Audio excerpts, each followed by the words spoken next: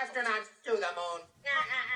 Ignition sequence start. 3, 2, 1. Houston, we have a problem. Liftoff. We have a liftoff. We copy you on the ground. You got a bunch of guys about to turn blue. What you're seeing here is a mirage. What's going on, everyone? It's Jaron from Jeranism back with another video for you today. I've got my complete presentation coming up from November 15th, 2019 at the Flat Earth International Conference in Dallas, Texas. I went a little longer than I was supposed to, as I usually do, but I hope those in attendance and all those watching this video enjoy it. Shout out to Robbie for making it all happen, and to each and every person in attendance who made it all worth it and made the entire event the best it possibly could be. So thanks to everyone I met. Thanks to all the speakers and presenters for another amazing Flat Earth International Conference. Enjoy the presentation. Peace. Hi, everybody. How you doing? Good. All right. How about Paul on the plane? That was good stuff. Love that. Good job, brother. Great job. Coming up next on stage is a guy that when Flat Earth first started, and when I say Flat Earth first started, yes, all the way back to Genesis. But when I first started looking into this stuff, one of the when we could go around and start searching, this guy popped up, and I thought, I like his delivery. I like the way that he spoke. I like that comfort zone that he could get in. And I like the fact that he was analytical and he was willing to look and dig and dig and dig. And then as time progressed, obviously, here we are 3 years later, and it's a guy that I don't talk to enough. I've always enjoyed my conversation with him and love spending time with him. And he's part of the project that we're working on outside of this. So please give a warm welcome to one of the Globe Busters, Mr. Jaron Campanella of Jeranism. There he is. Here. You're like a ninja. Awesome. Thanks, guys. That's not me. It's not me. Turn it down a little. There we go. Maybe down a little bit more. That'd be great. That'd be great. That'd be great. That'd be tremendous. All right. No, still not yet. Any better? No feedback? All right. Doing great, kid, huh? All right, guys, thanks so much. Everyone has been absolutely tremendous. You know, you guys are so gracious and appreciative and polite when I talk to you. It makes these whole events worth it. If it wasn't for that, and even people that may have a different opinion, maybe don't agree with me on some subjects, are still amazing to me. And so I just wanted to say thank you for that. Thank you to Robbie, obviously, for inviting me this year and all the past years. So just a big thank you to everyone. So let's get straight to the point. I'm going to start with something you may have heard before. Astronauts to the moon. So many people don't know why I have that at the start of all my videos. I've had people ask before, what is it saying? What is it from? If you don't know what it's from the movie Coneheads. Here's what's so funny about that. You have to remember, the Coneheads are aliens. They came from another planet. They read the newspaper that astronauts have gone to the moon and think it's hilarious. The joke only works if we haven't been to the moon. The joke doesn't work if we've been there. If we've been to the moon, the joke doesn't make sense. So, just to let you know, that's why that is, at the start of all my videos. So, this presentation is called, NASA Going Nowhere since 1958. A lot of people know that I did a movie, came out in July, NASA Going Nowhere. Thank you. Thank you. And I think the movie's important for people to watch. It more covers the presidents and how they each are involved. This presentation will be a little more high level, and I'll walk us through exactly what I'll be talking about. But let's start with my opinion of NASA. It's a good start. I think people know that. I also like to read quotes. A lot of people know about that. I think sometimes people say things a lot better than I could ever say it. So Abu al-Hazen said, "The seeker after truth is not the one who studies the writings of the ancients and following his natural disposition puts his trust in them, but rather the one who suspects his faith in them and questions what he gathers from them.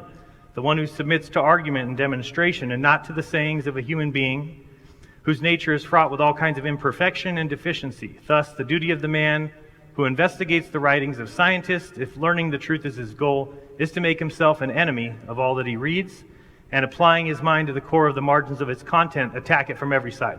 And that's what I like so much about this community, if you want to call it that, content creators, YouTubers, is everyone's on the same page with attacking everything that they can find. Anything they turn up, anything they research, anything they study. It's very easy for them to simply accept it. That's what we're taught in school. Read a book, read a textbook, accept it, get good grades, answer the questions correctly on the test, move yourself up through the ranks. I think it's more important to challenge what's in those textbooks. That's how you find the truth. Another great quote by Plato says, "Those who are able to see beyond the shadows and lies of their culture will never be understood, let alone believed by the masses." And so that's where I place myself. I don't expect people to believe me. I say that all the time. I don't come across as an expert because I'm not. I'm simply observant, if you want to call it that. But I understand that if we can see past the shadows and the lies and the liars and the deceit, we shouldn't be expected to be believed, to be trusted, because people have been built up in the opposite fashion. They've been built up to think everything that they were taught is true, and anybody who comes in speaking anything different is obviously full of it. So we should recognize that, expect it. So, Jeranism is the channel. Welcome to reality, as I like to call it. This is kind of the overview real quick. We're going to try and nail all these slides. There's a ton. I might not get to them all. If I don't, and I don't have a clock either, guys, just if I don't get to everything, then I'll do a video and we'll finish it off. So what I want to get to today is basically this overview. I want to talk about the lies, the media, the money, the education, the science versus the pseudoscience, the worldview, the medium, the tool, the start, the nonsense, the fantasy, and the ease of that fantasy, the astronauts, the lens, and then the answer. So let's start with the lies. The lies are everywhere, and they encompass everything. People know that. People have heard me talk about the multiple lies before, and they are many.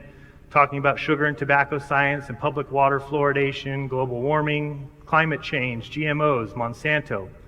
You have big pharma and medicine making us sick, right? Rather than healing medicine of plants and medicinal use of those plants. Healthy diet rather than doctors and their medicine. Health insurance industry and the medical malpractice that goes on. You have the biotechs, the pesticides, the EPA, the oil industry, the education system, false history that we're taught. Of course, Big Bang and evolution is an absolute and total farce. Common Core math is a joke. Student debt, and now the most recent college admission scams. You have the Federal Reserve banking system, which isn't even federal. Stock market and financial scams are everywhere. Is this a free society? I doubt it. With Google and Twitter and being censored on YouTube, you're no longer allowed to use your freedom of speech. Hollywood with their alien agenda, pushing a satanic message constantly. The music industry almost doing the same thing. Kidnapping, human trafficking, child sex exploitation is everywhere. The sexualization of minors, and justice system, right, of these lawyers. The government, which means to what? Govern your mind. The mainstream media is their tool, giving us the fake news, IRS, NSA, DOD, CIA, all those things. Newspapers and magazines just being another branch of that media.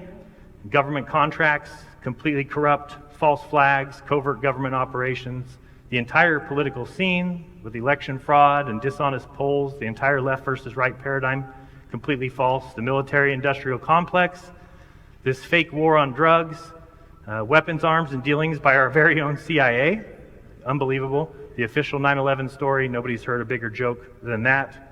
And what makes you think, with all of those lies, that they're telling you the truth about space? A place you can't go, a place you can't test, you can't follow up on. You've got basically one agency and a bunch of government agencies behind them that tell us space is real. I think space is fake. In my movie, and I don't have the audio on this on purpose, but in my movie, please watch it if you want to see the audio here. It's very important audio.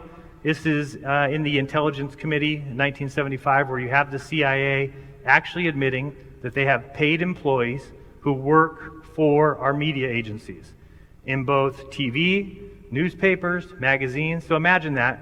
You've got the CIA who is paying people to work and present false information in the media. So make sure you watch that and you'll start to understand what's going on with the CIA. One of those things is indeed this quote: "We'll know our disinformation program is complete when everything the American public believes is false." Once you see that and you understand that's the CIA's purpose, the CIA is trying to confuse or lie or deceive the American public. So we need to start thinking, well, what impact does the CIA have on the things that we do, right? The CIA has the biggest impact on the media. We know that the media is telling us lies. And how do we know that? Well, they've got employees that are working for the CIA that are meant to, you'll know that this disinformation campaign is complete when everything we believe is false. So one thing about the lies that I missed was, the truth is the much stronger weapon overall than deceit. And we've been flooded with lies, and we really need to get back to the truth, back to what's important. And, the truth takes time. So I think we should all give yourselves an applause for what we've done in 4 years. Or 5, if you want to say that. I think it's amazing. Sometimes we're a little too hard on ourselves. I think we really need to be impressed with what we've done. Look at everybody's shown up here from all over the place. We've got people from New Zealand here. I mean, everywhere. It's just unbelievable.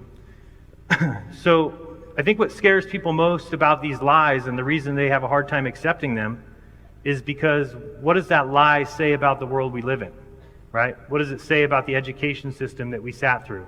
What does it say about the mainstream media and the news that is constantly on TV, right in front of our faces, telling us lies? People get very scared about the world that we live in. I'm sure many people have seen this before, but let's look at the media, who, remember, is supposed to be doing things for us. They're supposed to be on our side. And we really want to get their real opinions. We don't want just the same words coming out of everybody's mouth, do we? But that's not what we really get. We actually get the same words out of everybody's mouth. The sharing of biased and false news has become all too common on social media. More alarming, some media outlets simply aren't true without checking facts first. Unfortunately, some members of the media use their platforms to push their own personal bias and agenda to control exactly what people think, and this is extremely dangerous to our democracy. I'd agree. It's extremely dangerous to our democracy when you've got the CIA feeding lines and a script to every single news agency in the world. How easy is that to perpetrate lies? Think about that. Every person sitting at home on their couch watching the news, getting the same information, thinking it's news, thinking it's on for your best interests, when it's not. It's for the controllers. We need to understand what's happened to the media, that they no longer work in the public interest as intended. So if the media is controlled, and we know that, if the media is in control, then we can't believe what we see, right? We can't believe what we hear on the media, and obviously it would be foolish for us to do so. I don't know if anybody's seen this recently. I think it's important. I think it tells us a lot. This is the recent ABC News footage that has surfaced. It is a tape. Everybody seen this? Some people know. Let's watch this. So remember Jeffrey Epstein, who didn't kill himself. Of course you know that. And let's, oh, it's back. Good. Scared me. So let's watch this. This is a news anchor talking about the fact that she had the story on Jeffrey Epstein 3 years prior. 3 years. And ABC squashed the story. Why? Because they had too much information on the Clintons. Because they had information on the Queen or Prince Andrew and his dealings with underage children.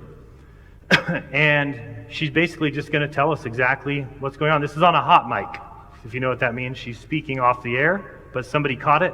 The other thing that's crazy about this is they've already fired people over this leak. We should be embracing whistleblowers, people who bring stuff like this. This is what the news is supposed to be doing, right?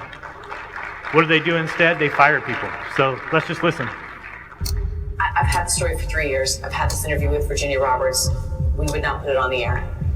First of all, I was told, who's Jeffrey Epstein? No one knows who that is. This is a stupid story.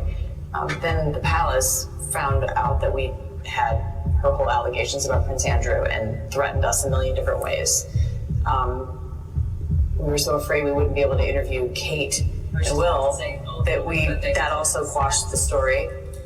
And then Alan Dershowitz was also implicated in it because of the planes. She told me everything. She had pictures. She had everything. She was in hiding for 12 years. We convinced her to come out. We convinced her to talk to us. It was unbelievable what we had. Clinton, we had everything. Listen to what she says here. Pretty crazy. I tried for 3 years to get it on, to no avail, and now it's all coming out, and it's like these new revelations, and I freaking had all of it. I was so pissed right now. Like, every day I get more and more pissed because I'm just like, oh my God, what we had was unreal. Other women backing it up. Hey, yep. Brad Edwards, the attorney, 3 years ago, saying, there will come a day when we will realize Jeffrey Epstein was the most prolific pedophile this country has ever known. I had it all 3 years ago. This is interesting here. We would make access to all of these high-profile. Well, then I got a little concerned about why I couldn't get on. So, do I think he was killed? 100%. Yes, I do. Because he made his whole living blackmailing people.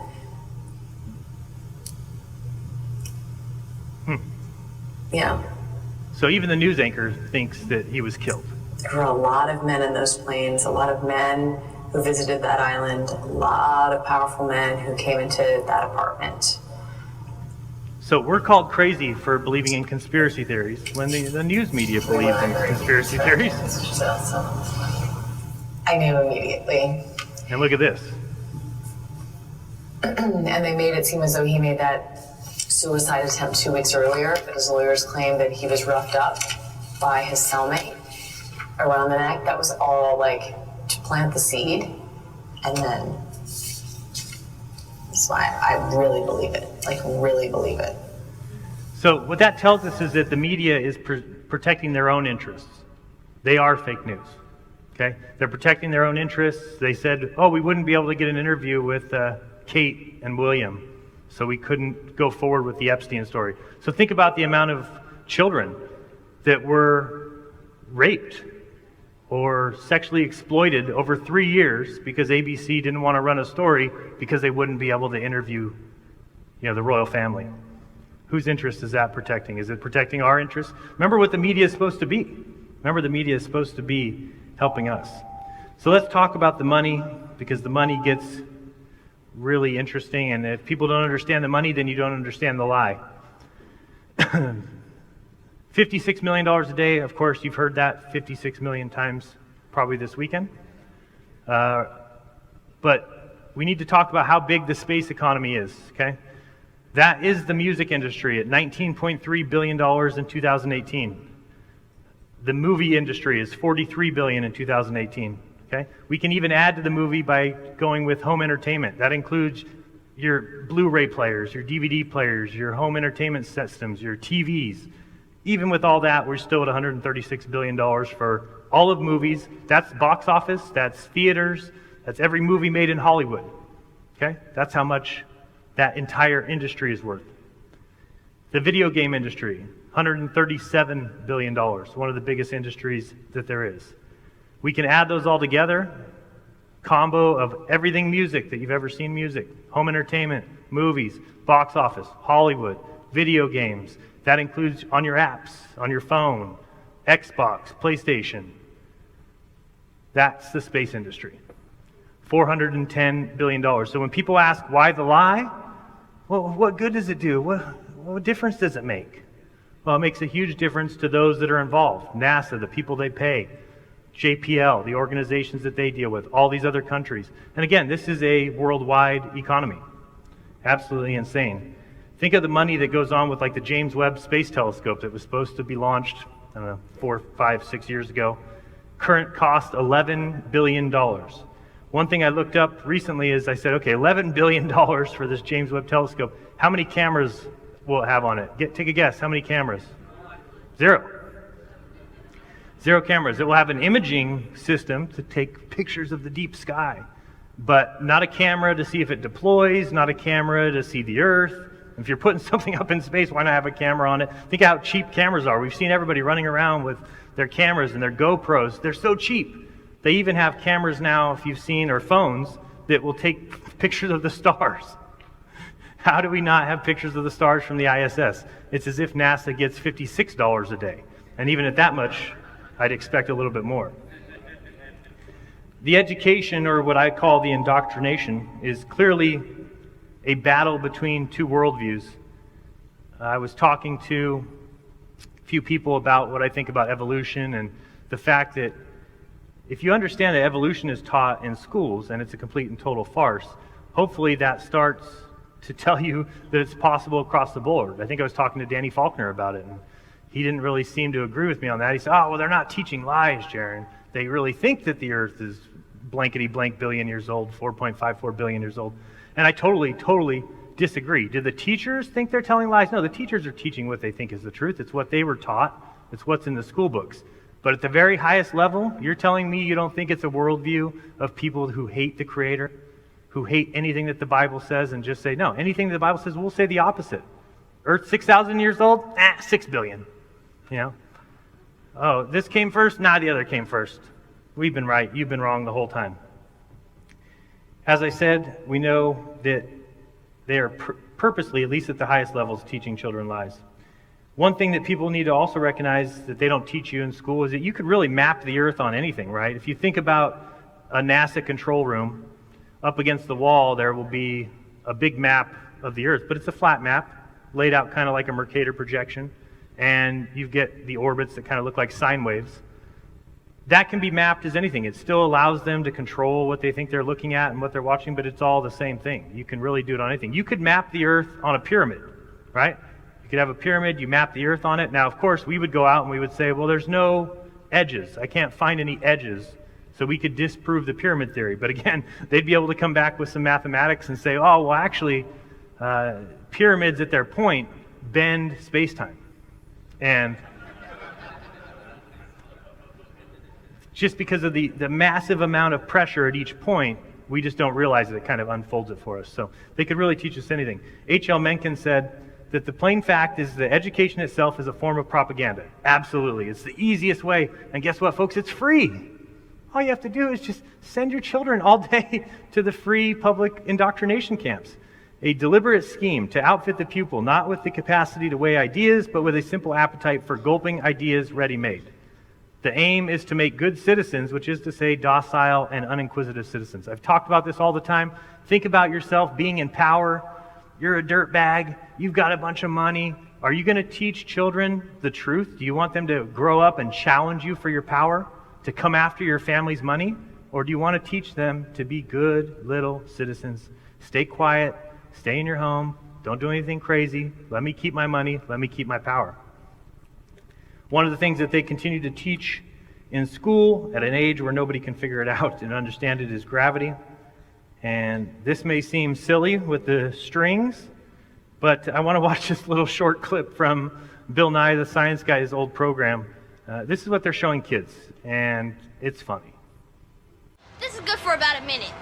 Watch this. Look what I've done. Taken an ordinary sock, rolled it up into a ball. One sock, not two, one. Taken a piece of string, wrapped it around the sock, stuck it through this toilet paper roll, tied the string onto a plastic bag with an apple in it. What? Watch what happens. Watch what happens. Okay. What the hell's that? See the apple? Yeah. That's like the sun. And the sock is like Earth. What? The string is kind of like the sun's gravity, holding the Earth in orbit. That's what they're teaching kids. Why do you have an apple in a bag and a toilet paper roll and a string and a sock and you tie it all together? And kids must think that that means something, right? We all sat in school and we're like, yes, that's it. We know about gravity now. It's just like a sock being twirled around an apple. Well, it makes a lot of sense to me. So, and of course, with gravity, and everyone's probably heard this quote before, I won't go through the entire thing, but this is by Isaac Newton, and if you read it carefully, you'll notice that Isaac Newton said, don't ascribe that nonsense to me. I don't want anything to do with that. Please, the idea of activity at a distance is insane. Do not subscribe that to me. I want nothing to do with it. And what do we all taught now? Oh, he's so brilliant. Newton, he came up with the the gravitational equations, and no, he didn't want anything to do with it. And he even said here that it's so great an absurdity to him that I believe that no man who has in philosophical matters a competent faculty of thinking can ever fall into it. And yet they teach it to children as if it's fact. So this is what happens. Poor kids just having to constantly get the NASA propaganda. So let's talk about the science versus the pseudoscience. We have to ask ourselves, which belief is truly scientific? Which belief is pseudoscientific? You know, the one based on empirical evidence, the one based on observations and actual experiments, or the one that's simply built on mathematical transform equations and garbage. Science has become a religion. Anybody who doesn't see that, get out. Get out right now. We know science is constantly changing, right? Imagine the glory of having something that you could just say is so true, but it may not be true tomorrow. But if we change it, well, then it's true tomorrow. So you see there, I guess I can't walk over there. It keeps disappearing. Thank you. So do photons really exist? Or this one here is, have we ever seen an atom? No. Just search that on Google. Has anyone ever seen an atom? The answer is no. But we're taught not just about atoms. And remember, the atom is the smallest thing that there could possibly be, right? It's the tiniest little thing that could ever be in existence, and they tell you what's inside the atom. Think about that. Oh, there's things orbiting, electrons, but the atom is the smallest thing that we can ever see or dissect. But you're going to tell me what's inside of it? We have now Yale computer scientists coming out and saying that they quit believing in Darwin's theories. We have physics professors telling them that science actually points to a designer. We've got science saying now, do photons really exist? So remember, we're teaching these things to children as if they're fact and they're positive and they're so true. We look at pseudoscience just so we understand what exactly it means. Pseudoscience consists of statements and beliefs or practices that are claimed to be scientific and factual, but are incompatible with the scientific method. All right? So I know we have some people like Michio Kaku.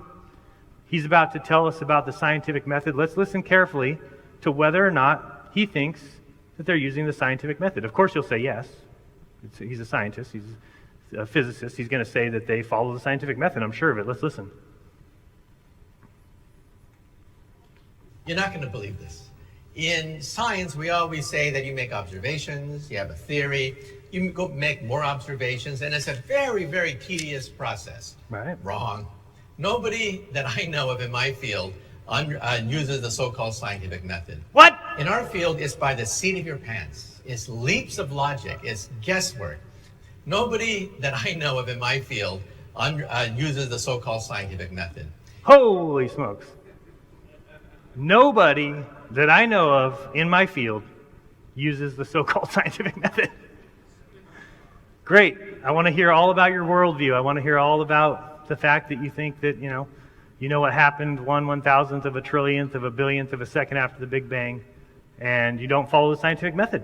It's not science. Which one is pseudoscience? The one that just said that they don't follow the scientific method? Maybe we need to go back one more time just to see. Pseudoscience consists of statements, beliefs, or practices that are claimed to be both scientific and factual, but are incompatible with the scientific method. He just said nobody in my field uses the scientific method. So thank you very much, Michio Kaku, for flat out proving that what you're doing, what you're talking about, what you're teaching is pseudoscience.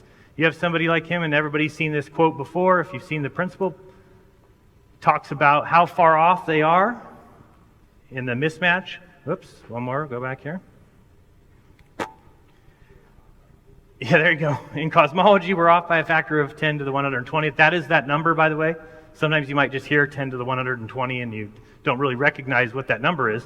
That's what 10 to the 120th is. And it's the largest mismatch between theory and the experiment in the history of science.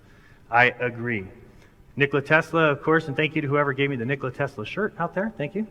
Says, today's scientists have substituted mathematics for experiments, and they wander through equation after equation, eventually building a structure that has no relation to reality.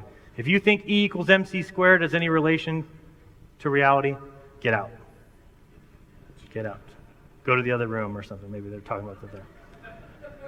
So when I talk about the worldview, I think it's very important that we understand that the scientists that we've been told to believe in have a different worldview than we do. They have a worldview where there can't possibly be a creator. We can't possibly be important. We can't possibly be the center. And they've built an entire scientific enterprise and education system around a worldview. Okay? That's the problem. Such a great thing, Greg. I hope you're in here. Maybe Greg's in the other room. I don't know. But InfoWars finally starting to cover some of these topics. I really appreciate it. Let's listen to just thank you. Give him a round of applause. Because if anybody knows it's not an easy subject to talk about, it's me. You know, I understand that you're going to get hate for it. You're going to get email after email calling you crazy. You're going to get comment after comment saying that you should, never reproduce, that your family should be gassed. These are the kind of comments I get, that I should be put into a gas chamber and exterminated. So I understand that it's tough to bring these topics up, but once they start coming up and once people start looking into them, they're going to recognize the worldview. Let's watch just a short little section of his most recent video. I don't know if it's the most recent, pretty recent video. We video. seem to be conditioned to think that the issue has been scientifically settled, but this is not the case. Our most popular scientists recognize that the geocentric model, where the Earth is at the center of the universe, is observably accurate. Right. We can take either the Earth or the Sun as the center of the solar system. When you look at the CMB map, you realize that we're truly the center of the universe. And Stephen Hawking went as far as to say that they reject the geocentric model not based on scientific reasoning, but rather because they find the thought of being at the center of the universe to be emotionally disturbing. We believe it only on the grounds of modesty. George Ellis stated that you cannot disprove the geocentric model. You can only exclude it on philosophical grounds.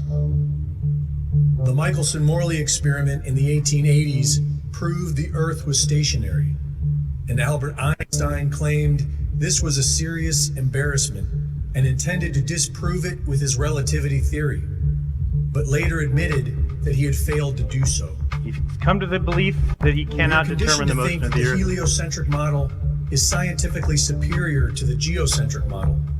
But when we apply scientific reasoning, we discover that this is not true.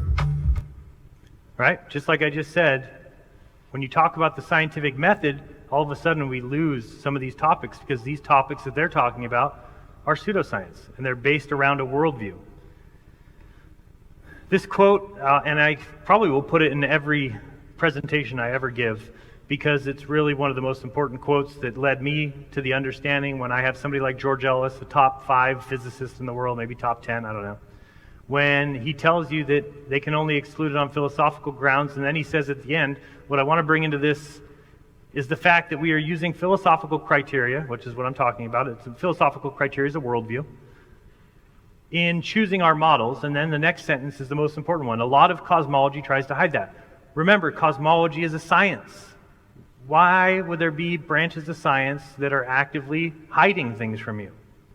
Unless it's about a worldview. They're pushing their worldview and ignoring the one that matches observations, the alternate. The one that we are the center. We are important. We are created.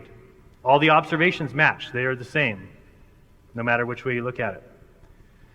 This is the Edwin Hubble quote that he put in here, and I've read this before too, but remember, this is Edwin Hubble. He's the one that came up with the fact that things are redshifting. That's why we see galaxies moving away from us. And yet, all the observations told him that we were the center, right? If everything's moving away from you in all directions, that tells you that you're the center. Instead, he came up with this idea, well, no, we could technically be on a balloon. We could be a bunch of spots on a balloon. If you took a bunch of spots and put them on a balloon and started to blow that balloon up, all the spots would get further away from each other. And therefore, maybe everything is the same. Maybe we're not the center. Everybody sees the center. But let's read what this says. Such a condition would imply that we occupy a unique position in the universe. This ancient conception of a central Earth. He says, this hypothesis cannot be disproved, but it's unwelcomed. Is that scientific? It's unwelcomed. Only be accepted in the last resort. He says, therefore, we disregard it. Why? The observations match it, but they're going to disregard it. Because the unwelcomed position of a favored location, meaning that we're the center, It's unwelcome. The unwelcome position of putting us in the center must be avoided at all costs. Such a favored position is intolerable. Therefore, in order to restore homogeneity and to escape the horror of being the center of the universe, then we must compensate it by spatial curvature. There seems to be no other escape. How about this quote too by Einstein? If the facts don't fit the theory, change the facts. Sounds like pseudoscience to me. So I also wanted to talk about the medium, because that's an important place to start when we talk about NASA. Why? Because someone's trying to tell you that they are going places that we know don't exist. Because you can't have a vacuum next to gas pressure Earth. Nature abhors a vacuum. Okay? It's just can't exist, because anytime there's a vacuum, as we see here, is a postulate a postulate attributed to Aristotle, who articulated a belief that was criticized later. But he said the nature contains no vacuums, even though we're told, think of how tiny they tell us the Earth is, and that the entirety of everything around us is a vacuum.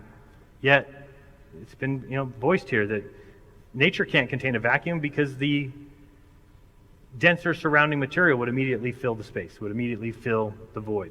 So remember that this is people that are trying to tell you they know what happened 10 to the negative 43 second after the Big Bang. It's just crazy to believe that that medium can exist. You can't have it. But people say, but Jaron, we have a gas pressure gradient. That's what you don't. It's like, yeah, I understand that. How do you have gas pressure without a container? It's not, I don't care if you have a gas pressure gradient. You added a word. Big deal. You're still missing the point. You still have gas pressure. Outer space to me is simply not a place that you can go. It's not a place you can float around. It's a fantasy conception. And why do people believe it? Well, as Hitler said, make a lie big, make it simple, keep saying it, and eventually they will believe it. And that's how easy it is to convince people that we're on a spinning ball as we stand right now. We're rocketing through space in a vacuum. It just can't exist. But again, if you keep telling that lie and you put it in school books, it's very easy to get people to believe you. The tool, and what I mean by that is NASA is used as a tool. It's an asset of the CIA from day one. The CIA used to float the ideas of Operation Northwood-style false flag attacks. Basically, they wanted to stir the war effort. If people don't know this story, the picture there is of a plane that was painted with NASA markings and given a serial number, and that's when Francis Gary Powers was shot down during a CIA spy flight in 1960, and then immediately the next day, NASA came out with a story saying, oh, well, the U-2 that crashed was conducting weather research. But then, so they painted it with U-2, they called the media by, and they said, here, this is the plane that crashed. Well, a day later, the captured pilot that was captured in Russia actually confessed, and showing the NASA and CIA were just complete liars. He confessed to being on an espionage mission by CIA. So we can see that NASA is just used as an asset to the CIA. NASA is all about imagination, about the awe of space and getting people involved in that. George A. Keyworth was the science advisor to Ronald Reagan. He said to Congress in 1985, all government agencies lie part of the time, but NASA is the only one I've ever encountered that does so routinely. Okay? How about this quote I found from a Los Angeles Times 1987 article or something like that, the middle quotation there, he says, all of the organizations that I have dealt with, the only one that lied is NASA. Science advisor Keyworth said today. The reason they lie, of course, is because they are wrapped up in a higher calling. Can you believe that? In their eyes, these are white lies. They tell lies in order to do what has to be done, because in the end, the result will be for the betterment of the public. So they are not really lying from evil, but nevertheless they're lying. Crazy. Absolutely crazy. One of the things I found recently is this article. I don't know if you guys have ever heard, there's some scientist named Grimes that did some report on how long it would take for a hoax as big as the moon landings to come out. And he basically said, and this is what you'll see everywhere, is that within 5 years the moon landings would have been exposed. Okay?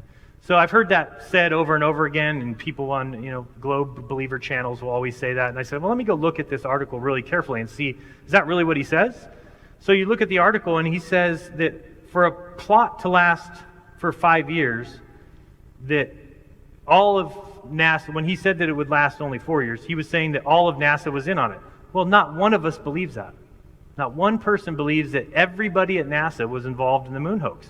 So I started to say, well, did the numbers change? Well, he keeps going down. He says for any plot to last 5 years, only 2,500 people would have to be on the conspiracy. For it to last more than 10 years, you have to have fewer than 1,000 people in on the conspiracy. And for it to last 100 years, you have to have less than 125 collaborators. Well, that's exactly what we're saying. We're saying that only the astronauts and very few people knew. How do we know that? What about all those guys, Jaron, sitting at the consoles? Didn't they know what was going on? Wouldn't they know? They're sitting looking at data. Well, how about Apollo Flight Commander Gene Kranz, who told us in the late 60s our simulation technology had progressed to the point where it became virtually impossible to separate the training from actual missions. The simulations became full dress rehearsals for the missions down to the smallest detail.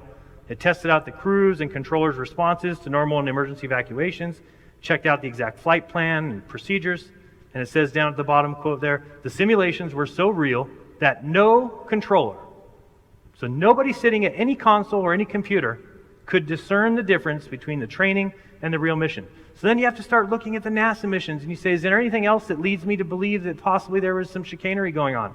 How about the fact that they never plugged the live feed into the news agencies? They said, oh, you want to see the moon landing?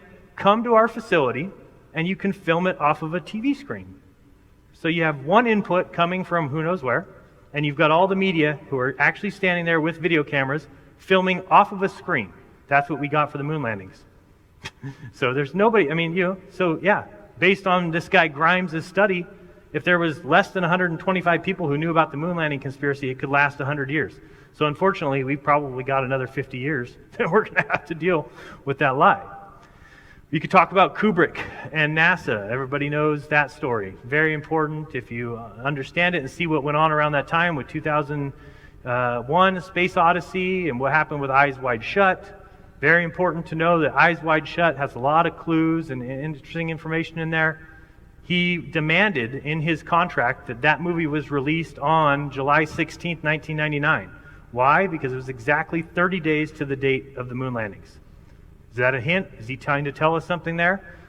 The other thing was, 2 days or 4 days after he finished filming that, he died. So he never even got to see the movie released, but it was released as per contract on July 16, 1999. For 2001, A Space Odyssey, we also know what happened with The Shining. You know what I think is interesting? Because The Shining, I think, has a lot to do with the moon, right? There's so many clues in there that tell us that that's the case. And look at the name of the movie, The Shining. What do we all think shines? The moon. You have Danny, who stands up wearing the Apollo 11 shirt. This is not in the book. It's not in, basically, if you don't know, Stephen King wrote the book The Shining. Stephen King didn't like the movie. Why? Because of all the changes. He said, what are all these changes for? Why didn't he go off the book for the most part? A lot of changes. Like I said, the name itself. How about the fact that the actual room in the book is 217, not 237? So why did he make that change? Well, the moon is 237,000 miles away. Was it a possible confession? We know Danny wore the Apollo 11 shirt. He's sitting at the pad that looks just like the launch pad. He stands up, he goes to 237, and he's never the same. Changes him completely. We also have the character in the movie named Billy Gibson, who met Jack in room 237, very sinister character. There is no Billy Gibson listed on IMDb, but there is a Bill Gibson. The one crazy thing about the Bill Gibson listing is he's the director of the official documentary of the moon landings, 1969 Footprints on the Moon, Apollo 11. You tell me, is there something hidden there?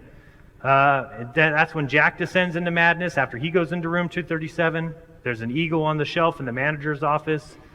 He changed. Another thing that's not in the book is the idea of the twins. And, the twins mean Gemini. Is it because of the Gemini program? The Photoshop at the end of Jack, everybody's seen it. He's making the Baphomet hand signal. And I think that the date on the photographs is 1920-something, which is impossible if you follow the movie story. But it also is showing you that you can easily Photoshop people into scenes. That's basically what the end of the movie's about. How about the movie Capricorn 1? Everybody seen it? If you haven't seen it, you have to see it. Please do. I think you'll see it after this. It's written by Peter Hyams. He wrote the script in 1972. Okay, can't walk over there. He wrote the script in 1972, and he was a reporter for CBS TV. He wrote the script in 72. Why? Because he was in charge of filming the moon stuff. And he started asking himself the question, well, wait a second. Is it possible that a fraudulent space act could be committed? He said, absolutely it is. He says, I was thinking how easy it would be to manipulate an event in the television age. All right, you couldn't invent the Olympics, which we know, right? Because people actually attend the Olympics. But he says, but because there would be too many people watching. But there was one event of a really enormous importance that had almost no witnesses, and the only verification we had that anyone reached the surface of the moon. And then he tells us, did the early part of the Vietnam War teach us anything? He says, think of it. A country was bombing another country for 8 months without anybody knowing about it. Think of all the planes involved, all the barracks that had to be built, all the beds that needed to be made, all the meals that had to be cooked. My idea was peanuts besides that, and much smaller in scope and probability. What he tried to do is he tried to pitch this movie, and over again they told him to get out. Say, get out of here. We don't want anything to do with the movie. It wasn't until he made a few other movies and they started making money that a British company picked it up and said, okay, we'll produce it. But no American company wanted anything to do with that movie. So check it out if you don't know what it's about. It's about them faking a mission to Mars. One of the funny things, if you look in the lower left-hand corner of the movie image there, it's funny that it's Mars, but that's a lunar lander on the moon. But it's called Capricorn 1. It was about a fake Mars mission. What he says there is, he says, and remember, this is somebody who worked for CBS TV, eventually quit to make this movie. He says, we sit there watching this box all day, talking about the TV, and somehow we believe what it tells us because we see it. We're trained, conditioned in that way. I know it can be a very biased machine because I've worked for it. I worked for it during Vietnam, for instance, back in the 60s. Before I went, there were all these televised interviews with soldiers who kept saying, it may be a dirty little war, but it's the only one we've got. Come over here, see the great job we're doing. Once I got there, I found out nothing but guys saying, get me the hell out. This is just more stuff about the media, telling people that, oh, our troops are loving the war and they're doing it for the right reasons and you should contribute. And yet, when you go there and you find out all these soldiers, that they don't want anything to do with it. So this guy saw all that, saw the moon landings, and then made the movie Capricorn 1. And he says at the end here, just don't believe everything you see, don't disbelieve it, but don't believe it solely on the basis that it's in front of your eyes, because here in this movie, I show how it's possible to alter what you see. I don't think that's a paranoid point of view, and neither do I. I probably could go on forever, guys, just so you know, and I don't have a clock. So I'm going to keep going until somebody pulls me. All right, thank you. All right. So let's talk about the start, NASA has been used as a CIA asset from day one. It's a propaganda source. If you don't know about Wernher von Braun, you should. Obviously, I think a lot of people do. I get a lot of people telling me, well, they don't think Wernher von Braun was a Nazi. They don't think he started NASA, and they really need to do that research themselves, and they will see exactly what I'm trying to say. Let me see here. So we know what he did with Disney, right?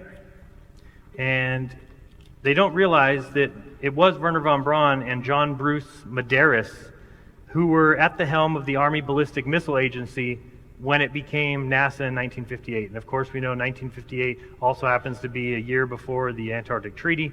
Was it all done for a reason? We don't know. So we get into the nonsense, is what I'll call it, and there's a lot of it, right? The entire space program, in my opinion, is simply entertainment for the animals on the animal farm. Fortunately, that's us. But it's just entertainment for us. And how do we know? Because they hide these constant symbols and signals in there. Number one thing, I cannot believe that the NASA Medal of Space Honor, or what is it called? Congressional Space Medal of Honor, is clearly a satanic star. Clearly. It's not even a question. It's just clearly that. Again, are they doing these things on purpose? The last thing I would ever do if I'm a space or anything, let's put a satanic star on our medal. But you can see all the Illuminati symbolism, the pyramid with the removed capstone. It's just clear, constant. It's devils and dragons, and we see the snake tongue. It's just constant. If you can't see it, I don't know what you're thinking. Obviously, we've seen all these crazy videos. Here we go. Everyone's seen that. It's really sad that people will believe this stuff. It really is. And I could do a video or do a presentation one day where we just go through all this fakery, but I think there's so much out there of it, and hopefully you've seen it. All you need to do, Taboo Conspiracy has a great new video about the Apollo hoaxes and space hoax and Paul on the plane. There's so many people doing good work exposing this stuff, and if you follow the timeline, this is clearly what the possibilities for technology was in those days, right? This is what they had, pulling things on strings, making things spin, using these kind of rafters and buildings with blacked out sides, and it's really just nonsense, all of it. You see things like this out of NASA. If people don't know what these two images are, the first one on the left is an image that just came out recently where they said, oh, there's auroras on the North Pole of Jupiter. Well, then somebody went and found an image from 5 years before, the one on the right. It's the identical image. Maybe the colors changed, but look at every single cloud pattern. It's identical. So you're telling me that the weather on Jupiter 5 years later was exactly the same and they got the exact same picture and put no, you just have to recognize they simply took a little tool, blue tool, and put it on top. It's easy. Anybody who believes these images, Danny, if you're out there, Faulkner, you believe this? That's embarrassing. It's embarrassing that you understand or you recognize that the world is only 6,000 years old, but you believe this? It's baffling to me. It's baffling to me that you think that that's real and you don't understand that it can just be simple CGI. Who is going to check up on it? Who? Not us, How about the mushrooms that were found on Mars? Clearly, they had pictures in the exact same spot where these things weren't there, and then you saw pictures over the course of a couple weeks where these grew. And the story comes out and it just gets shoved away. People forget all about it. Why? Well, because mushrooms grow where? On Earth. Mushrooms grow on Earth. They don't grow on Mars, but by getting this information out there too much, people would start to recognize, maybe Mars is possibly on Earth. Anybody who believes we've got this remote control car driving around Mars, get out. This is a funny image and I think people have brought this up many times, Rob Skiba, other people, and I think it was Rob that actually found it, that when he took it into, now what I heard, when I first saw this, and I said, that's unbelievable, that's incredible. I said, maybe that's not an image from NASA, and you went looking, and NASA actually removed the image. Luckily, somebody caught this. This is the National Geographic, has the exact same image, and it says down there, photo courtesy of NASA. So you can't find that image anymore on NASA's site. They've removed it. Yet you can find the National Geographic saying, hey, here's this picture of the moon, and we got it from NASA. So good thing that they did that. Satellites in space? No. Satellites in the atmosphere, in the upper atmosphere. I don't think people realize how easy it would be to have everything that we have, GPS, you name it. All those things would be very easy with just a couple balloons. I was doing the math yesterday, and I think that with just like 6 balloons at 120,000 feet, you would be able to supply all of Texas with everything that satellites provide. Which one do you think is cheaper? Obviously, they've got satellites that they send up, they say cost $150 million, yet you can send up a balloon holding 8,000 pounds for probably 10,000, 20,000, 50,000. Seems like a very good way to screw people out of money, if you ask me. So yeah, there's these other images. We know that they've been using balloons forever. Right now, above our heads, according to technicians and people that we've talked to, there's over 50,000 balloons.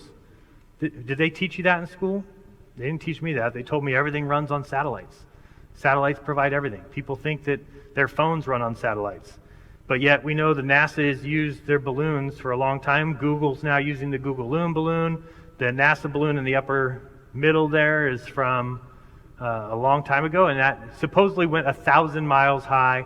But imagine if you had that up there, how easy it would be to send signals, bounce signals. Send a DirecTV signal up, bounce it to a bunch of people's home satellite dish, and people think that they're getting satellite TV. More just insane pictures. If you think that that's a satellite on the right, oh boy. If you think that that's the night view of Earth or a night view of Florida in the lower right, or if that's a satellite in the lower center, or if you think that's at the moon, I just can't see how you think that. We know that they've been faking this stuff, and they've got these simulations and these models, and they've been doing it forever. When you take it into computer enhancement and you can see the shadow on the ceiling, that wouldn't be there if we're talking about the blackness of space. There's nothing to reflect off of. How is that possible? We have, okay, I know better to go over there. So yeah, we just know these guys are painting, details, so minute details. They've basically taken a photo of the moon, zoomed in as close as possible, gotten all their details down as best they could, and then they painted it on a sphere, a projector sphere. And then you've got the track around the side. There's a lot of images like this. People come and say, well, Jaron, doesn't that look real? And you're looking at it, you're like, yeah, that does look pretty real. And then you see that and you're like, oh, that's why. Probably real because it's made of clay. Seems to make sense to me. If you think this thing flew or will ever fly again or is there, curtain rods and gold foil and I don't know what that is, cardboard and duct tape and maybe. Yeah, it does. We see these kind of videos of these guys, dancing on the moon where clearly they should be falling down if they're not connected to some sort of string, connected to some sort of balloon. A lot of people have different opinions on what exactly is going on there. I'm somebody who tends to think that they're either jumping with a balloon on their back. Something I've wanted to try before. I don't know how possible that would be. It would have to take a room like this, but imagine you strap up a nice helium balloon to yourself and see what it would like. You just need to play with the weight of it until basically you're at 1/6 the weight, right? If you're going to tell people that it's 1/6 gravity on the moon, tie a balloon to me, put me on a scale until I'm 1/6 of my weight, and then let me jump around and see how that looks. Something maybe in the future. I found this, when you go off and you're watching this thing, remember supposedly they have this camera from the moon, it's panning, it's showing it. But clearly if you look at the left, and the video's not that great, but if you look at the left, that's the view from the cabin, but from the ground, the thing clearly tips over. And remember, these guys were in there, they didn't even have a seat. There's no chairs in that LEM, or the part that took off. And if it tipped over, they would fall on each other. Neil, Buzz would be on top of each other. When you see simulations like this and you see that they're just hung from rafters, it makes it make a lot more sense when you see all their plans for their projector spheres and their docking simulators, and they're always taking place in these planispheres where it'd be very easy to fake. Just too easy. You've got the lie hustlers, or otherwise known as the Mythbusters, right? The Mythbusters. One of the things that they came out and said is that the lunar laser reflectors, the retro reflectors, are proof of the moon landings, and they always seem to fail to admit that in 1962, 7 years before they put the reflectors there, that they had multiple colleges that bounced beams back from the moon. So it can't be proof that you went to the moon if you're able to do something now that you were able to do 7 years before you supposedly went there. If we do need some proof that the Tesla Roadster's in space, I found this. There it goes. So Dave, you were wrong. Clearly the Tesla is in space. And so let's talk a little bit about the fantasy and the ease of that fantasy. I mean, Mars is easy to fake. Put a couple cameras up in northern Canada, it'd be very easy. For me, the biggest one is the ISS, obviously. That wouldn't be so easy to fake if people paid attention to what exactly they're showing us, and we'll talk about that in a second.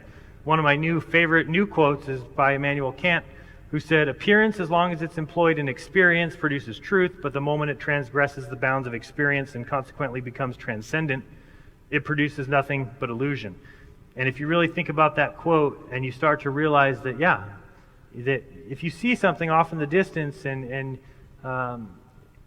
it can produce truth as long as you can experience that item. So what have they done? They've lied to us by making you think that you're experiencing these things. Go to Florida and you can watch a rocket launch. You can watch the shuttle launch.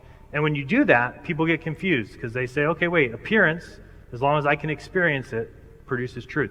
And they think that that's what it's truth. But what you fail to realize is you're not really experiencing it. They're faking it. They're putting it on TV. They're showing you in web videos. It's not real. And they say that, the moment it transgresses the bounds of experience, which we need to recognize what that means, that we're never going to experience a planet. You're never going to experience space travel. You're never going to experience galaxies or galaxies crashing or supernovas or how much does a supernova weigh or how much a nebula weighs. And so they tell you all these things, and you need to recognize that they're beyond the bound of experience, and so they really produce nothing but illusion. It's just simply not true. This is a video that people have seen me show before, but I just wanted to show the absolute ease. This video I just try and show people and I should have cut it a little bit, but it's just of my old house. But really, I want people to see how incredibly easy it is to fake the things that people tell me. Space is real because we can see the ISS. Space is real because we get video that's supposedly of the ISS. This is of me in my living room. This cost me 99 cents. It's 99 cents to buy a green poster board at a Dollar Tree or something. And I simply taped the green poster board behind the window, right? And you use chroma key, and you can produce whatever you want.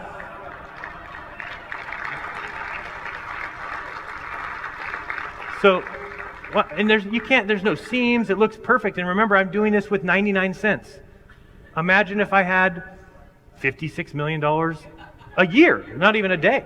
That's a $56 million view. Geez, yeah, exactly. For 99 cents. So I think that once you realize how easy it is to fake these things, and it seems like it's, the ISS came out right at the same time, about 20 years ago, that these kind of things like chroma key came out. Green screening. So it all coincides with the timeline too perfectly for me. Too perfectly, that we didn't get really any good views like that from space until the time frame came out that, green screen and chroma key started coming. So when you see these images from the ISS, you realize that, yeah, maybe that looks a little better than my version, but my version was 99 cents. So I don't expect it to look as good. But it'd be very easy to fake that, and it looks the same. Can you tell if there's, the sides look fine? It all can be done with chroma key. It's very simple. And again, if we can't experience that view, if we can't go out there and look at it ourselves, then all we're producing is nothing but illusion, right? You get pictures like this where clearly we know that they're using fisheye lenses. Beyond fisheye lenses, they're like egg eye lenses. I don't know, that's just egg, and you can see the curving of the craft there. It's just all fisheye lenses. We get very confused by these, people do. It's just insane that people believe that's a satellite or the Hubble. I don't believe it. So I wanted to talk about the ISS. It's been in orbit, like I said, for 20 years. And there's no 24/7 camera, as I've said many times, showing the Earth below. And anybody who can't recognize that there's a huge problem with that you've got this craft that's supposedly in orbit. What do they tell us? That they're switching cameras, or that it can't pick up from the night side of Earth. However, they have 8-hour spacewalks where the whole thing is on the screen. So how are you able to have a spacewalk where the feed is continuous for 8 hours, but you can't even keep a continuous feed for longer than 90 minutes on the ISS? It absolutely makes zero sense unless they're lying, and they know that you'd be able to see from the ground that they were lying, and that's why during the day you can't see the ISS above you, but they'll show you pictures from the ISS during the day. And at night, when you can see the ISS, they won't show you any of the lights on Earth. Why? Because doing one or the other could allow you to expose it. And that's where you need to recognize that the only reason that you would do that is to really confuse people, right? Oh, you can see it during the night? Okay, well then it doesn't show lights, because you'd be able to verify. You'd be able to match, and I think that's too difficult for them to do. Of course, you see articles like this that come out. NASA has attached HD cameras to the outside of the space station, and they stream it live 24 hours a day. No, they don't. It's just a complete and total lie. You have these images here that say this is either switching camera or experiencing a temporary loss of signal on the International Space Station.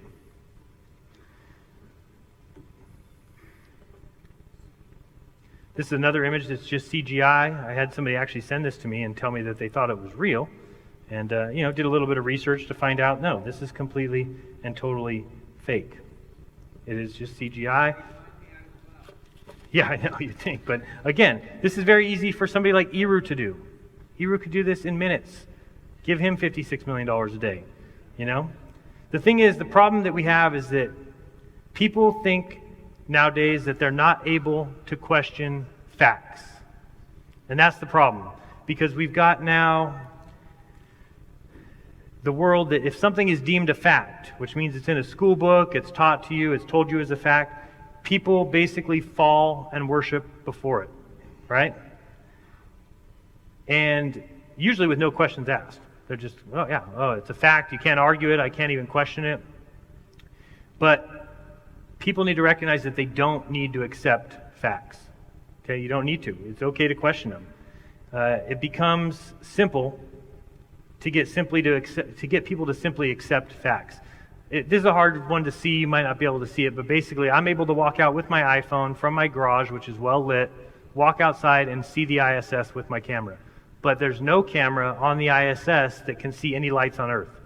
If you just think about that, it doesn't make any sense. There's no way. It's a tiny little light. You've got entire city lights, okay? And you're able to just look up, and I'm able to see the ISS quite easily. They should be able to see lights. We know that they train in a pool, right? As I've said before, the one thing about NASA that we need to recognize is that for them, and this is why it's called NASA going nowhere since 1958, if you understand that they don't really need to go anywhere. They're able to do everything on Earth and just convince people. You know, we know we've got the pool. One of the things I've showed before, if you look at the Vitruvian Man in the upper left-hand corner, there's a rocket breaking through a glass dome, a glass ceiling up in the upper left. It's funny that that's on the wall at the Neutral Buoyancy Lab. These other two images here just show you how easy it is to even use green screen in a pool. So you can start to see how easy it would be to have these little spacewalk missions. You've got the Earth rotating underneath it. It looks very believable, but I don't think that it is. And with filtered water, of course, they train constantly with scuba divers, which makes no sense. Once you get to space, guess what? There is no scuba diver. So when they're swimming around the pool, they've got scuba divers that are kind of carrying with them. You can see the scuba diver even in the painting, bringing a tool. What do I think's happening? I think those scuba divers are there even when we don't see them. They're just simply edited out. It's very easy. Again, just like a green screen, you can put that scuba diver in a green uniform. You would never see them. They'd be completely invisible. They could be carrying the astronauts around doing spacewalks. You would have no idea. You would have no clue. One of the reasons I know that they're using green screen is if you look at the bottom row of screens, the second screen, and there's also one a little bit further down, you can tell that they're using PNG. That's a PNG image. That's how you make green screen, right? You have the one form. It just tells me that there's no reason for them to do that if they're just watching them, act in a pool. This is another thing that's important to understand. I found this a while back, and don't worry, we're almost done. After $60-odd billion spent for manned space flight by NASA, it has been determined that man is truly confined to this Earth.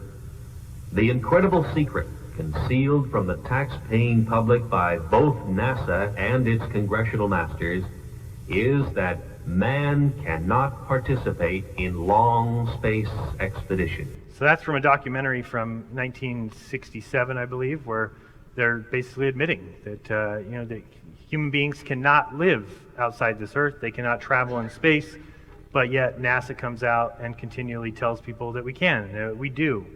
Again, for what reason? I don't know. They want people in the STEM research. They want people inspired and believing in the nation and how great the ingenuity is. This is what I challenge NASA to do. I mean, imagine how much ingenuity it would prove to the world and how great the United States would be if they simply sent a craft real quick, put a camera on the moon that I talked about before, and show the Earth. I mean, it'd be so ridiculously easy. So would traveling to the moon, if you really think about it. Really think about what they tell us they do. They basically say once you get a craft to a certain speed, that craft gets into an orbit, and from there it just goes in orbit, right? So okay, you build the rocket, you blast it off, it goes into orbit, it's orbiting. All you need to do from that point is fire one more time, fire it off towards the moon, and then you're just flying. You don't even need fuel. You're just out there in the vacuum of space, heading towards the moon. You might need to make a few course adjustments, which they do with their little hydrogen, splatter of things. And then you get to the moon and you land there, and you've done it before. You did it 50 years ago. There's no way that it would be, it's going to be till 2024. We threw away that technology. We can't do it anymore. It's just, if you believe that, you're simply falling for deception. When we talk about the astronauts, and I've always talked about should Armstrong be trusted, I don't have the volume on this just because I know you guys have heard it a million times, but maybe I don't even have the video. But everybody's seen the video that's there before is the one of him not swearing on the Bible. I've never understood this. I mean, if you asked me, Jaron, did you do a presentation in Dallas? And I said, yeah, I did. Just did. Swear on the Bible that you did. Okay, I'll swear on the Bible. Why would I, for what reason would I ever say no? And in that video, if you've never seen it before, you've got Bart Seibel asking Neil Armstrong, swear on the Bible that you went to the moon. And he just won't even get close to him. He'll just back away. He then offers him $5,000 for a charity of his choice. He's got $5,000 in cash in his hand. Just swear on the Bible that you went to the moon. and you won't do it. And I've thought about it over and over again, and the only way that makes sense is if he didn't go. It's the only way. If you went to the moon, first of all, you'd love the $5,000 for a charity, and also, how easy would it be to swear on the Bible? But if you're brainwashed to think that you went and you're not really sure, maybe you've had some dreams that maybe I didn't go, maybe they used some brainwashing, maybe they used some hypnotism. With hypnotism, you can do anything to somebody, especially if they're open for it. So when I hear stories about 4,000 astronauts, 4,000 applicants, only one of 4,000 gets selected, it'll be very easy to bring these 4,000 people into the office and find the one that's the most ready to be hypnotized, the one that's most available to have their mind completely controlled with, think about Tavistock, think about some of these mind control MK Ultra stuff. Yeah, it'd be very easy. And what would that show us? Well, we would notice that the astronauts wouldn't be too smart, right? And that's what we see. The astronauts are brain dead. If you really think about it, I mean, I've never heard an astronaut be able to communicate well. And I certainly don't think I communicate well, but I also think that, I could go neck and neck with some of these astronauts, but I also don't think that I would be the number one out of 4,000 applicants. So when I see things like that, I just tend to believe that these are the people that are most available and ready for their mind to be controlled, and maybe they believe they went, maybe Armstrong believes he went. I don't know, with the Buzz here, and I like his shirt, he says, "You can bet your ass we're liars." But he says, maybe I made that.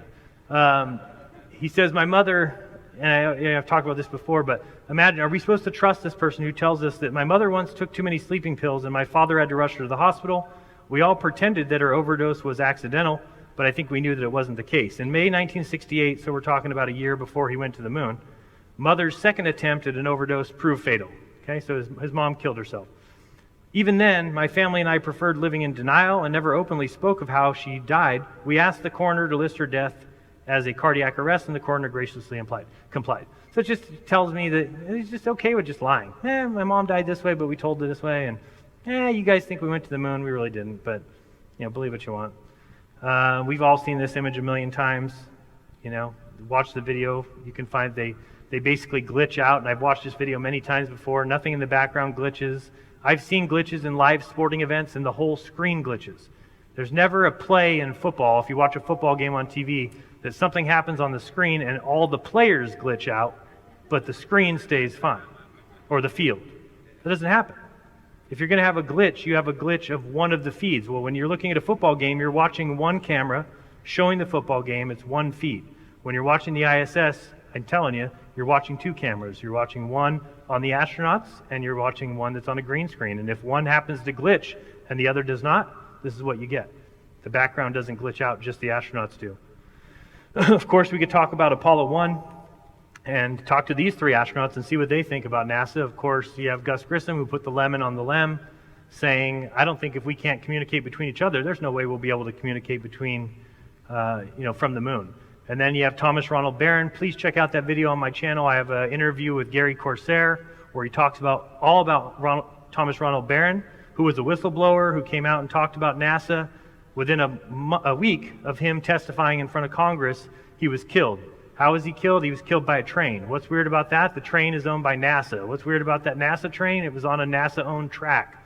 There's only one witness to that event, and the witness worked for North American. There's so many things that go on and on about that story that tell you that NASA took him out, and nobody's ever found that 500-page report that he submitted to Congress. It's since disappeared. So we talk about the lens, and what I mean by the lens is the way we see the world needs to change, in my opinion. We're seeing the world through an incorrect lens. We should know what lenses do. Of course, people think the Earth's a ball. They think that, they look at things this way. We need to recognize how the atmosphere works. As you see this image, as we get further away, things get lighter and lighter and lighter. One reason that, one of the arguments for flat Earth, or I hear a lot of people talk about it, but I don't really agree with it, I don't think we see through the moon. During the day when you look up and you see the moon, it kind of looks blue, and I think it's just a case of this happening. I could be wrong, but if you look at that, it'd be the same as somebody saying, I can see through that mountain. Well, you're not seeing through the far mountain. It's just blending in a little bit with the sky. I think the same thing goes on with the moon. Let's go back one here. But just showing people, really when you look at this image here of a football field, it's the equivalent basically of what we see when we look outside, that at a certain distance, this particular night image, we just can't see any further.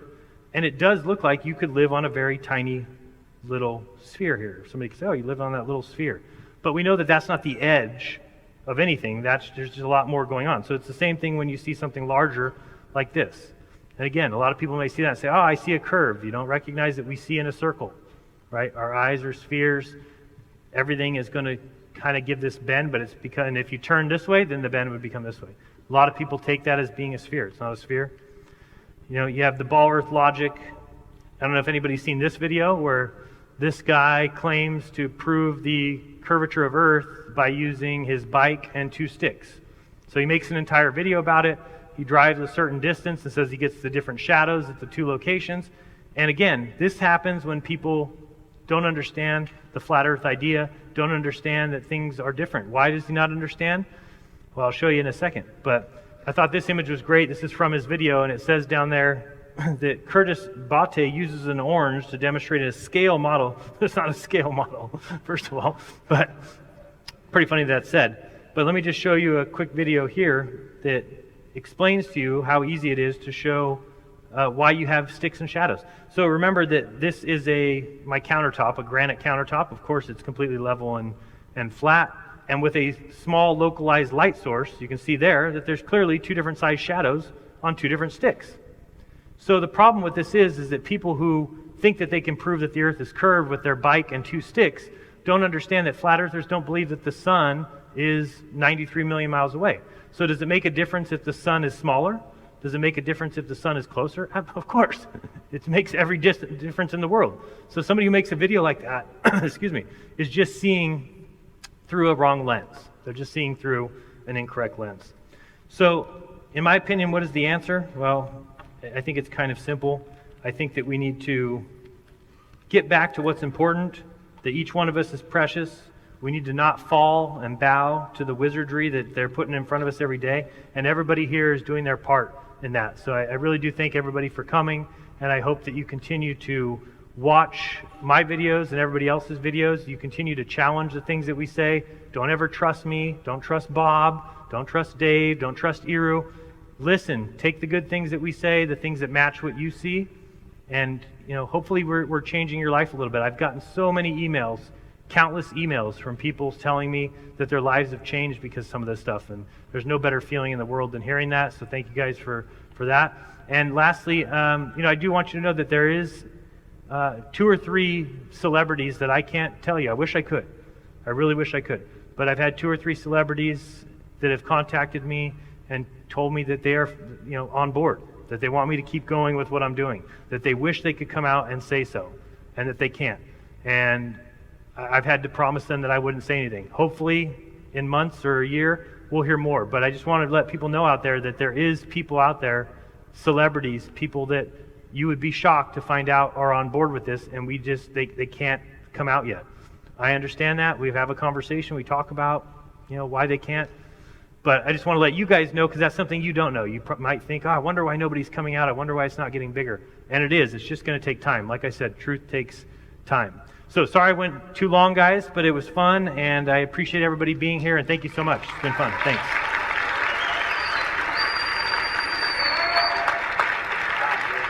Thank you. Good job, man. Thanks. Good job. Later.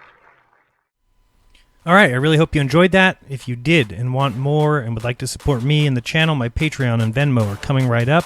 Till next time, guys, this has been Jeranism. Peace.